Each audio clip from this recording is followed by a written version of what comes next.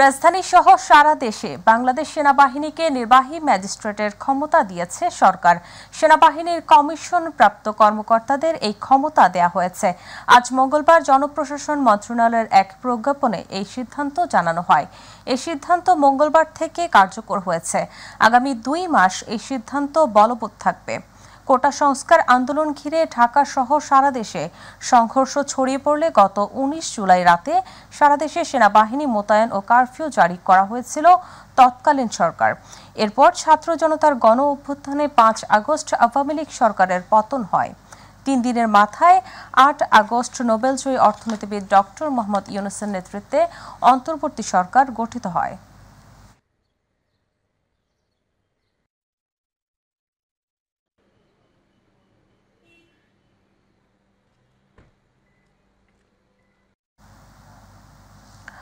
সাবেক আইনমন্ত্রী আনিসুল হককে 3 মামলায়, সাবেক প্রধানমন্ত্রীর বেসরকারি শিল্প ও বিনিয়োগ উপদেষ্টা সালমান এফ রহমানকে 3 মামলায়, সাবেক আইজিপি চৌধুরী আবদুল্লাহ আল মামুনকে 2 মামলায়, সাবেক ডাক, টেলিযোগাযোগ ও তথ্য প্রযুক্তি প্রতিমন্ত্রী জুনায়েদ আহমেদ পলককে 3 মামলায়, সাবেক বিচারপতি AHM শামসুদ্দিন চৌধুরী মানিককে 6 মামলায় নতুন করে গ্রেপ্তার দেখানো হয়েছে। সকালে তাদের আদালতে আনা হয়। এরপর রাজধানীর বিভিন্ন থানার মামলায় তাদের গ্রেপ্তার দেখানোর আবেদন করে পুলিশ। শুনানি শেষে ঢাকার মেট্রোপলিটন ম্যাজিস্ট্রেট মোহাম্মদ জাকি আল ফারাবির আদালত এসব মামলায় গ্রেপ্তার দেখানোর আবেদন মঞ্জুর করেন।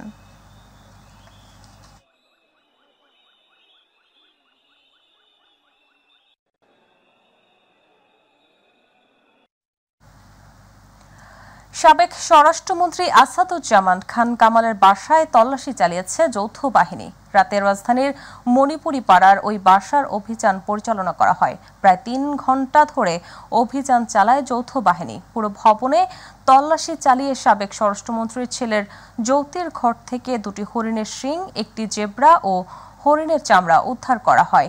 এ সময় সন্দেহভাজন আরও 4 জনকে আটক করা হয়।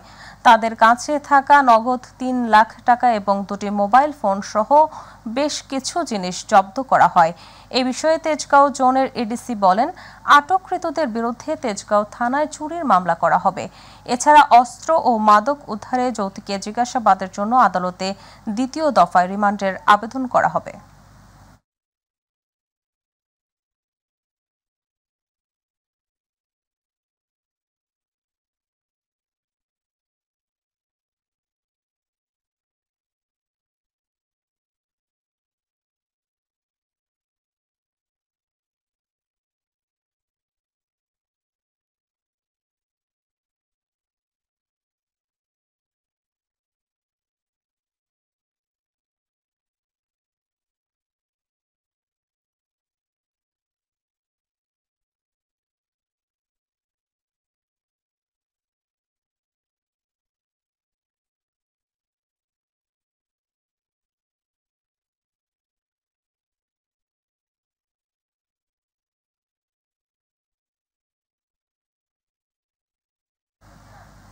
রাজধানীর সড়কগুলোতে বেড়েছে তীব্র যানজট।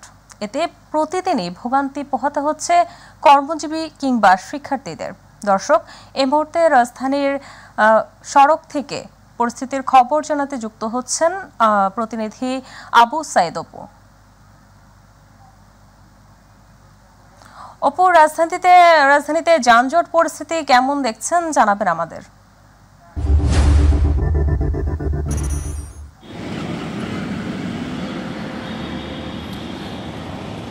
শাহরি, আপনাকে ধন্যবাদ। আসলে আপনি যেমনটি বলছিলেন যে যানজটের চিত্র যেটি জানতে চাচ্ছিলেন, আমরা গত কয়েকদিন থেকে দেখছিলাম। অর্থাৎ বলতে গেলে যে 5ই আগস্টের পরে কিন্তু যানজটের চিত্রটা এমনটা ছিল না, কারণ মাঠে যখন শিক্ষার্থীরা নেমেছিলেন তখন কিন্তু যানজটের চিত্রটা অনেকটা বদলে গিয়েছিল। এখন আবার দেখা যাচ্ছে যে বিভিন্ন সড়কে যারা আসলে বিভিন্ন গন্তব্যে ছুটে যাচ্ছেন, যেসব মানুষ যারা জীবিত রয়েছেন, যারা কর্মস্থানে টানে যারা ছুটে যাচ্ছেন এক জায়গা থেকে আরেক স্থানে, তাদেরকে আসলে নানা রকম ভোগান্তিতে পড়তে হচ্ছে এবং তাদেরকে দুর্ভোগে পড়তে হচ্ছে। এর অন্যতম কারণ হিসেবে দেখা গেছে যে ট্রাফিক ব্যবস্থাপনার দায়িত্বে যারা আসলে থাকার কথা, তারা কিন্তু আসলে যেভাবে দায়িত্ব পালনের কথা তাদের অধিকাংশই কিন্তু এই কর্মস্থলে যোগদান না করার কারণে কিন্তু তাদেরকে কিন্তু সেই সংশ্লিষ্ট প্রশাসন থেকে অব্যাহতি দেওয়া হয় এবং অব্যাহতির পরে কিন্তু সেই জায়গাটাকে আসলে পরিপূর্ণ করতে গেলে একটু সময় লাগবে, সেই জন্য রাষ্ট্রকেও সময় দিতে হবে, যার ক্ষেত্রে কিন্তু যানজটের সৃষ্টি হচ্ছে। পাশাপাশি আরেকটি বিষয় আপনাকে জানি রাখি, কিছুক্ষণ আগে কিন্তু আমি যে জায়গাটা দাঁড়িয়ে আছি প্রায় ঘন্টাখানিক ধরেই কিন্তু এই জায়গাটায় প্রচুর যানজট একদম বিরাজ করছিল এবং এই যানজটের ফলে কিন্তু মানুষ তার নির্দিষ্ট গন্তব্যস্থলে ছুটে যেতে পারছিল না। বিভিন্ন শিক্ষার্থীরা তাদের যে প্রতিষ্ঠানে যাওয়ার কথা সেটিতে যেতে পারছিল না এবং এই যানজট কিন্তু এই লেগে থাকার ফলে আমরা দু একজন ট্রাফিক সাথে সাথে কথা বলেছি, তারা আমাদেরকে জানিয়েছেন যে দ্রুতই বা সহসাই এই আসলে যানজটের যে ভোগান্তি আসলে সেটি কেটে যাবে এবং যানজট নিরসনের ক্ষেত্রে যে পুলিশিং যে ট্রাফিক ব্যবস্থাপনা সেটি আসলে পরিপক্ক করে তোলার জন্য এবং যেভাবে পরিকল্পনা নিয়ে এগোনোর দরকার সেটি কিন্তু বর্তমানে অন্তর্বর্তীকালীন সরকার একদম পুঙ্খানুভাবে করছে। তবে এই যানজটটা আসলে যারা সাধারণ যাত্রী তারা অভিযোগ করে বলছেন যে সন্ধ্যার পরপরই যানজট আরও বেশি বেড়ে যায়, বিশেষ করে যে দুপুর 12টা নাগাদের আগ পর্যন্ত যানজটের যে ভয়াবহ চিত্র সেটি কিন্তু আসলে একদম অভাবনীয়। তবে এই যানজট থেকে পরিত্রাণ পাওয়ার জন্য যারা সংশ্লিষ্ট ঊর্ধ্বতন কর্মকর্তা রয়েছেন, কর্তৃপক্ষ যারা রয়েছেন, যারা নগরবাসীর উন্নয়নে যারা কাজ করছেন, তারা এই বিষয়টির দিকে নজর দেবেন, তাতে করে যারা সাধারণ নগরবাসী রয়েছেন তারা যেন তাদের সেই যানজটের দুর্ভোগ থেকে রেহাই পেতে পারে এবং তাদের নির্দিষ্ট সময় মতো যেন তারা তাদের গন্তব্যস্থলে যেন ছুটে যেতে পারে। এইটাই ছিল এখানকার মানুষের প্রত্যাশা। তবে ট্রাফিক পুলিশরা বলছে রাষ্ট্র সংস্কারের সাথে সাথে এই ট্রাফিক ব্যবস্থাপনা সংস্কার করলে অতীতে চিরচেনা যে যানজট যে রাজধানী নগরীর সেটি যেমন একদিক থেকে পরিত্রাণ পাওয়া সম্ভব, তেমনি অন্যদিকে একটি বিষয় হচ্ছে যে ট্রাফিক ব্যবস্থাপনার যে মানুষের প্রতি যে ক্ষোভ বা মানুষের আক্ষেপ সেটি অনেকটা দূর হবে বলে মনে করছেন। তো এটাই ছিল আমার কাছে সর্বশেষ। অপু, আপনাকে ধন্যবাদ। অন্তর্বর্তী সরকার ক্ষমতায় আসার পর প্রথমবারের মতো জাতীয় অর্থনৈতিক পরিষদ ইকনেকের নির্বাহী কমিটির সভা অনুষ্ঠিত হতে যাচ্ছে। আজ সভায় সভাপতিত্ব করবেন প্রধান উপদেষ্টা ডক্টর মোহাম্মদ ইউনূস। জানা গেছে ইকনেকে অনুমোদনের জন্য 5টি প্রকল্প উত্থাপন করা হবে। রাজধানীর তেজগাঁওয়ের প্রধান উপদেষ্টার কার্যালয়ে এই সভা অনুষ্ঠিত হবে। প্রধান উপদেষ্টা নোবেল বিজয়ী প্রফেসর ডক্টর মোহাম্মদ ইউনূসের সভাপতিত্বে অন্য উপদেষ্টারা উপস্থিত থাকবেন। প্রকল্পগুলোর মোট ব্যয় দাঁড়াতে পারে 3,455 কোটি 92 লাখ টাকা। এগুলোর মধ্যে 3টি সংশোধিত এবং 2টি নতুন প্রকল্প রয়েছে। একনেক সভা শেষে পরিকল্পনা কমিশনে সরকারের পরিকল্পনা উপদেষ্টা ওয়াহিদুদ্দিন মাহমুদ ব্রিফিং করবেন।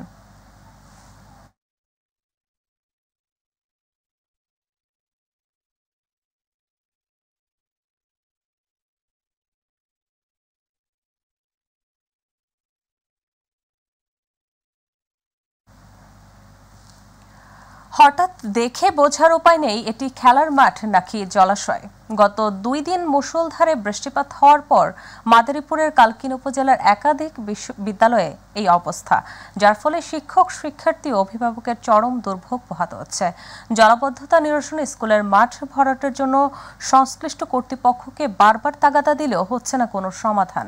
প্রতিনিধি মোহাম্মদ জিয়াউদ্দিন লিয়াকতের রিপোর্ট, জানাচ্ছেন নুসরাত শারমিন। এসব চিত্র মাদারীপুরের কালকিনি উপজেলার বিভিন্ন স্কুল মাঠের, যেখানে হালকা থেকে মাঝারি বৃষ্টি হলেই পানি জমে জলাবদ্ধতার সৃষ্টি হয়, আর পানি নেমে গেলেও বছরের অর্ধেকটা সময় থাকে কাদায় পরিপূর্ণ। ফলে জমাটকৃত পানি আর কাদা থেকে চারদিকে ছড়ায় পচা দুর্গন্ধ। বৃষ্টি হলে আমাদের এখানে এক হাঁটু পানি হয়ে যায়, আমরা স্কুল আসতে পারি না, আমরা খেলতে পারি না, জামা কাপড় ভিজে যায়, বই খাতা ভিজে যায়। মাঠে পানি থাকার কারণে একদিকে যেমন কোমলমতি শিক্ষার্থীরা খেলাধুলা করতে পারছেন না, অপরদিকে তাদের মধ্যে ছড়াচ্ছে নানা রোগ ব্যাধি। সেই সাথে পানিতে পড়ে মৃত্যু ঝুঁকি থাকায় সন্তানদের স্কুলে পাঠাতে ভয় পাচ্ছেন অভিভাবকরা। ওরা সাঁতার জানে না, দুর্ঘটনা ঘটতে পারে, এজন্য আমরা ওদেরকে স্কুলে পাঠাতে ভয় পাই। ঊর্ধ্বতন কর্তৃপক্ষকে জানানোর পরও ফলপ্রসূ কোনো ব্যবস্থা ঊর্ধ্বতন কর্তৃপক্ষ গ্রহণ করেনি। মাঠটি যাতে অতি দ্রুত ভরাট করা, এজন্য আপনাদের মাধ্যমে আমি কর্তৃপক্ষের দৃষ্টি আকর্ষণ করছি। জলাবদ্ধতার কারণে সবচেয়ে বেশি বিপাকে পড়েন নারী শিক্ষক এবং শিক্ষার্থীরা। বছরের পর বছর এমন পরিস্থিতি থাকলেও সংকট থেকে উত্তরণে কোনো পদক্ষেপ নেয়নি প্রশাসন কিংবা কোনো সচেতন মহল। এই পানিটা নামতে এখন থেকে 10-12 দিন সময় লাগবে। আমাদের শিক্ষক শিক্ষার্থীদের বিদ্যালয়ে আসা থেকে শুরু করে ওদের শ্রেণী কার্যক্রম চালিয়ে নেওয়া আমাদের জন্য অনেক বেশি কষ্টকর হয়ে যাচ্ছে। অন্যদিকে প্রশাসন বলছে জলাবদ্ধতা নিরসনে জরুরি ভিত্তিতে প্রয়োজনীয় সকল ব্যবস্থা গ্রহণ করা হবে। আমরা এবছর মাঠ ভরাটের জন্য প্রয়োজনীয় বরাদ্দ চেয়ে আমরা ঊর্ধ্বতন কর্তৃপক্ষের কাছে লিখেছি। আশা করি বরাদ্দ পেলে আমরা এই মাঠের প্রয়োজনীয় সমস্ত ব্যবস্থা। আমি ইতিপূর্বে বিদ্যালয়টি পরিদর্শন করেছি। আমরা মাঠ ভরাট করে এর স্থায়ী সমাধানে প্রয়োজনীয় পদক্ষেপ দ্রুতই করব। কোমলমতি শিক্ষার্থীদের শিক্ষা এবং খেলাধুলার কথা ভেবে সকল সুবিধা নিশ্চিতকরণের লক্ষ্যে দ্রুতই স্থায়ীভাবে জলাবদ্ধতা নিরসনের দাবি সকলের। নুসরাত শারমিন, মাই টিভি নিউজ। কাঁচা মরিচের জন্য বিখ্যাত দিনাজপুরের পার্বতীপুর উপজেলার অন্যতম হাট ফরিদপুর। হাটবার ছাড়াও প্রতিদিন ভোর থেকে শুরু হওয়া এই হাটের কার্যক্রম চলে গভীর রাত পর্যন্ত। জেলার চাহিদা মিটিয়ে দেশের বিভিন্ন স্থানে যাচ্ছে এখানকার মরিচ। এদিকে হাটকে কেন্দ্র করে কর্মসংস্থানের সুযোগ হওয়ায় খুশি স্থানীয়রা। প্রতিনিধি আব্দুল্লাহ আল মামুনের প্রতিবেদনে বিস্তারিত জানাচ্ছেন জুবাইর রহমান।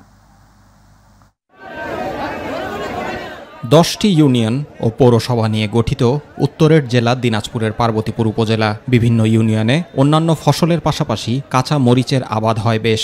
কাঁচা মরিচের উৎপাদনকে কেন্দ্র করে এখানে গড়ে উঠেছে জেলার সর্ববৃহৎ মরিচের হাট। ভৌগোলিকভাবে মোস্তফাপুর চণ্ডীপুর সীমানা সংলগ্ন হাবড়া ইউনিয়নে অবস্থিত ফরিদপুর হাট। হাটবার ছাড়াও প্রতিদিনই ভোর থেকে শুরু হওয়া এই হাটের কার্যক্রম চলে গভীর রাত পর্যন্ত। যোগাযোগ ব্যবস্থা ভালো হওয়ায় দূর দূরান্ত থেকে ক্রেতা বিক্রেতারা আসায় বেশ জমজমাট হয়ে ওঠে হাটের কেনাবেচা। সন্ধ্যার পর থেকে ট্রাকে করে রাজধানী সহ দেশের বিভিন্ন স্থানে যাচ্ছে এখানকার মরিচ। আমাদের উত্তরবঙ্গের বড় মরিচের হাট কাঁচা বাজার। এখান থেকে বিভিন্ন পাইকার আসে ঢাকা, সিলেট। এখান থেকে আমরা ক্রয় করিয়া আমরা অন্য অন্য বিভিন্ন জায়গায় বিক্রি করি। যশোর, খুলনা, ঢাকা, চিটাগাং, সিলেট। আমার মাল এখান থেকে কারণ বাজার যায়, পাশাপাশি গাজীপুর চৌরাস্তা, শফিপুর, কোনাবাড়ি। পার্শ্ববর্তী ঝিনাইকুড়ি হাট থাকলেও মরিচের উৎপাদন বৃদ্ধির ফলে জনপ্রয়োজনে গড়ে ওঠা এ হাট অল্প সময়ে বেশ জনপ্রিয়তা লাভ করেছে। বাড়ির কাছে হাট হওয়ায় কমেছে পরিবহন খরচ। ভালো দাম পাওয়ায় খুশি বিক্রেতারা। আদির মরিচ কেনাবেচা হয়, রাত্রেবেলা মধ্যরাত পর্যন্ত ট্রাক লোড হয় এবং বিভিন্ন স্থানে এই মরিচগুলা যায়। এখানে আমি 50 কেজি মরিচ বিক্রি করছি, দাম ভালো পাইছি। আমার আন্ডারে 18 লোক কাজ করতেছে, তারা প্রতিদিন 500-600 টাকা মাইনে পায়। এই নিয়ে তাদের জীবনযাপন চলে। হাটে আমরা প্রতিদিন কাজ করি, আমাদের দিন ভালো যায়। আমরা গরিব মানুষ, এখানেও আয় রোজগার করে খেতে পারি। এই অঞ্চলের অর্থনৈতিক ক্ষেত্রে ফরিদপুর হাট গুরুত্বপূর্ণ ভূমিকা রাখার পাশাপাশি সৃষ্টি করেছে স্থানীয়দের কর্মসংস্থানের ব্যবস্থা। এ হাটে কাজ করে জীবিকা নির্বাহের মাধ্যমে সুদিন ফিরেছে অনেকের। ফলে এলাকায় বেকারত্বের হার অনেকাংশে কমেছে বলে মনে করছেন স্থানীয়রা। জুবাইর রহমান, মাই টিভি নিউজ। পবিত্র জশ্নে জুলুস ঈদে মিলাদুন্নবী সাল্লাল্লাহু আলাইহি সাল্লাম উপলক্ষে মৌলভীবাজারের শ্রীমঙ্গলে সিরাজনগর দরবার শরীফ হইতে এক বিশাল জশ্নে জুলুস বের হয়ে শ্রীমঙ্গল শহর প্রদক্ষিণ করে। সিরাজনগর দরবার শরীফের পীর সাহেব কিবলা আল্লামা শেখ মোহাম্মদ আব্দুল করিম সিরাজনগরের নেতৃত্বে ও মুফতি শেখ শিব্বির আহমেদ সিরাজনগরের পরিচালনায় এই জশ্নে জুলুস পরিচালিত হয়। জুলুস শেষে মিলাদ ও দোয়ার মাধ্যমে দেশবাসীর মঙ্গল কামনা করে মোনাজাত করেন আল্লামা সিরাজনগরী।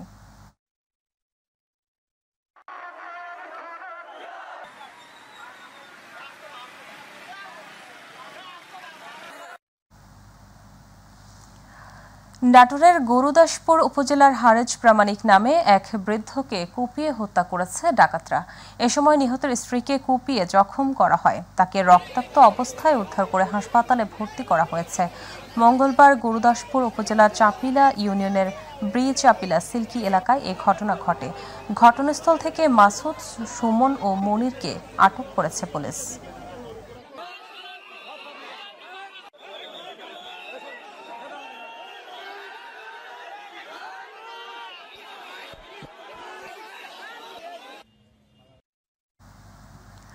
ব্রাহ্মণবাড়িয়ায় অরক্ষিত রেল ক্রসিংয়ের ট্রেনের ধাক্কায় মোটরসাইকেল আরোহী জেলা ছাত্রদলের সাবেক নেতা মোহাম্মদ আদিল মিয়া নিহত হয়েছেন। এই ঘটনায় মোহাম্মদ রুবেল মিয়া এবং আফসান জুবায়েদ যুব নামে অপর দুই আরোহী আহত হয়। মঙ্গলবার সন্ধ্যায় ব্রাহ্মণবাড়িয়া সদর উপজেলার মাছিহাতা ইউনিয়নের চিনাইর নোয়াবাড়ি রেলগেট এলাকায় এই ঘটনা ঘটে।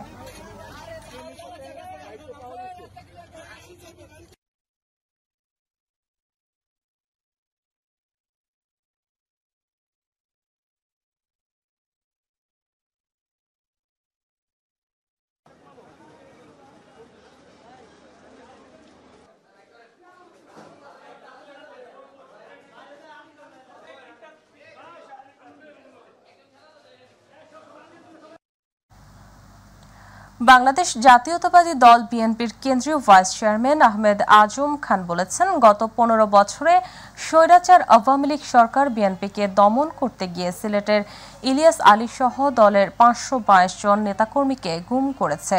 খুন করা হয়েছে বিএনপির 10,000 নেতাকর্মী।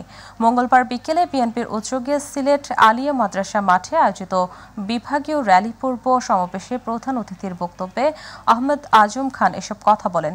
বিএনপির কেন্দ্রীয় সহ সাংগঠনিক সম্পাদক মিফতাহ সিদ্দিকের সভাপতিত্বে এবং জেলা বিএনপির সাধারণ সম্পাদক ইমরান আহমদ চৌধুরী ও মহানগর বিএনপির সাধারণ সম্পাদক ইমদাদ হোসেন চৌধুরীর যৌথ পরিচালনা সমাবেশে বক্তব্য উপস্থিত ছিলেন বিএনপি চেয়ারপারসনের উপদেষ্টা তাহসিনা রুশদীর লুনা সহ অন্যান্য নেতৃবৃন্দ।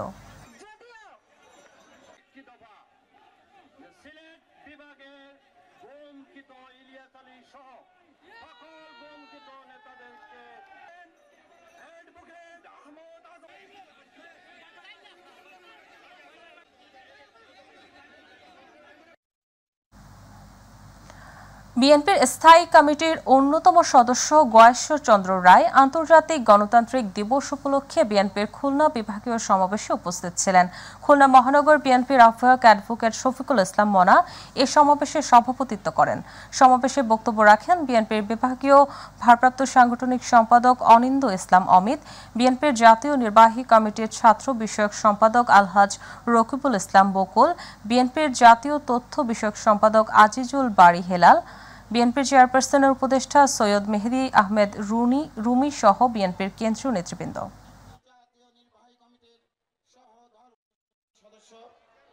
তাই অন্তর্বর্তী সরকারের প্রধান উপদেষ্টাকে বলতে চাই, আমাদেরকে বিরোধী দলে ঠেলে দিবেন না, আমাদেরকে রাস্তায় নামাবেন না, আমাদের মুখ থেকে আপনাদের বিরুদ্ধে স্লোগান দেওয়াবেন না।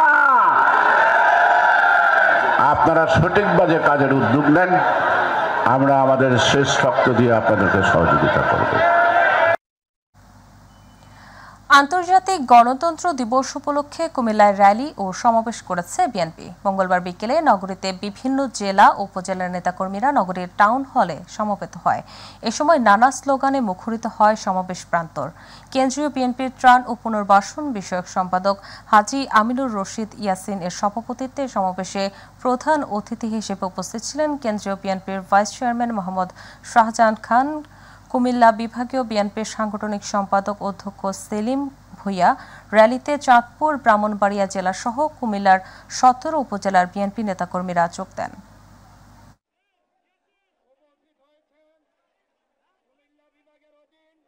এই যে আমরা মন্দির পাহারা দিয়ে আমাদের ছেলেরা কি মন্দির আক্রমণ করবে? কখনো না, মন্দির আক্রমণ করতে পারে আমাদের, তাই মন্দির পাহারাই করে আমাদেরকে হত্যা করে। এখনো যদি কোনো চাঁদাবাজের আওতানি হয়, লুটপাট হয়, ওই হাসিনার প্রেতাত্মারা নতুন বিএনপি সেজে এই কাজ করার চেষ্টা করবে। বিশ্ব গণতন্ত্র দিবস উপলক্ষে বিএনপির আয়োজিত সমাবেশে গাজীপুরের শ্রীপুর উপজেলা বিএনপি অঙ্গ সহযোগী সংগঠনের নেতাকর্মীরা কেন্দ্রীয় বিএনপির সহ স্বাস্থ্য বিষয়ক সম্পাদক অধ্যাপক ডাক্তার রফিকুল ইসলাম বাচ্চুর নেতৃত্বে ঢাকা নয়াপল্টনে অংশগ্রহণ করেন। এ সময় রাজাবাড়ী ইউনিয়নের প্রতিটি ওয়ার্ড থেকে বাসে ও ট্রাকে করে বিএনপি ও অঙ্গ সহযোগী সংগঠনের নেতাকর্মীরা সমাবেশে যোগ দেন।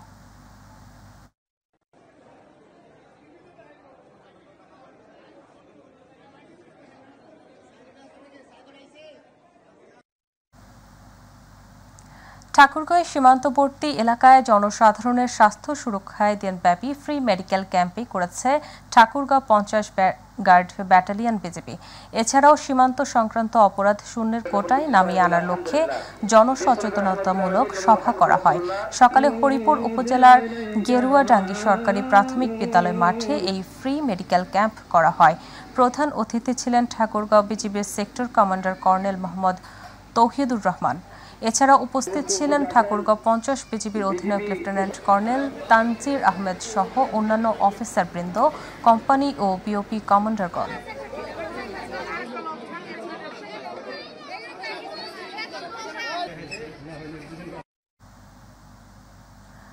গাইবান্ধার সাদুল্লাপুরে জাতীয় ভোক্তা অধিকারের অভিযান চালিয়ে নোংরা পরিবেশে খাবার উৎপাদন, সংরক্ষণ ও মূল্য তালিকা না থাকায় বিভিন্ন অপরাধে 2টি রেস্টুরেন্টকে অর্থদণ্ড দিয়েছে ভ্রাম্যমাণ আদালত। মঙ্গলবার দুপুরে উপজেলা শহরের বিভিন্ন স্থানে অভিযান পরিচালনা করে বিসমিল্লাহ হোটেলকে 1000 ও সাদুল্লাপুর মিষ্টান্ন ভাণ্ডারকে 5000 টাকা অর্থদণ্ড প্রদান করে ভ্রাম্যমাণ আদালত। এ সময় অভিযান পরিচালনা করেন গাইবান্ধা জেলা জাতীয় ভোক্তা অধিকারের সহকারী পরিচালক আফসানা পারভিন। অভিযান পরিচালনাকালে উপস্থিত ছিলেন উপজেলা স্যানিটারি ইন্সপেক্টর গোলাম রব্বানী সহ সাদুল্লাপুর থানার পুলিশ সদস্যরা।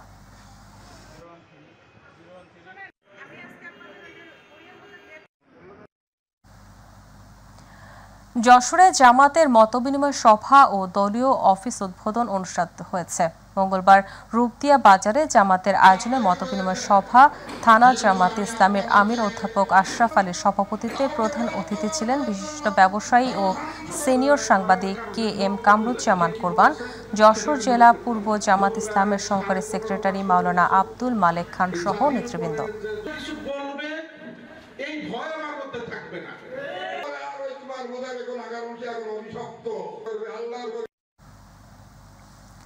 বাংলাদেশ জাতীয়তাবাদী যুবদলের উদ্যোগে নোয়াখালীতে আলোচনা সভা অনুষ্ঠিত হয়েছে।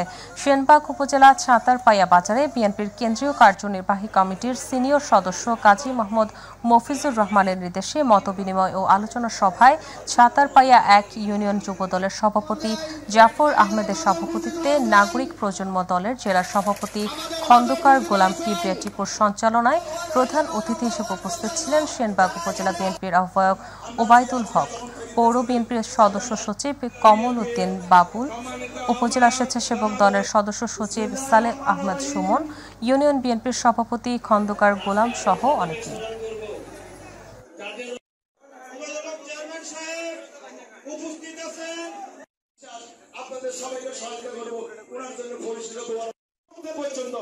ইনশাআল্লাহ 1 নম্বর ছাতারপাইয়া ইউনিয়নে আজ আমরা একত্রিত হয়েছি।